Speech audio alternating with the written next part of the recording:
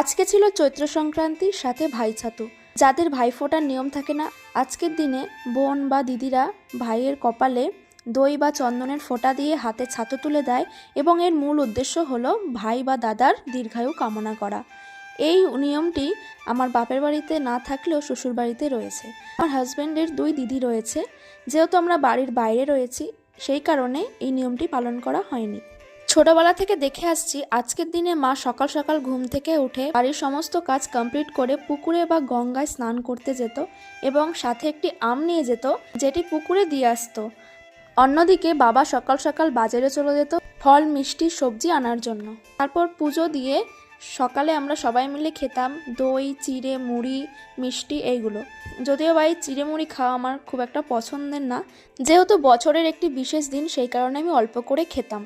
তারপর দুপুরের দিকে রান্না করা হতো পাঁচন, অর্থাৎ বাড়িতে যত রকম সবজি আনা হতো সেই সবজি দিয়ে একটা তরকারি রান্না করা হতো। আমার মনে হয় এই নিয়মটা প্রায় সবার বাড়িতেই রয়েছে। আমার শ্বশুর বাড়িতেও একই নিয়ম। আমার যা মানে দিদিভাই আমাকে আগের দিন ফোন করে বলেছিল যে 5 রকম ভাজা, যেটাতে উচ্ছে থাকতে হবে, আর খেতে হয় আম দিয়ে টক ডাল, সবজি।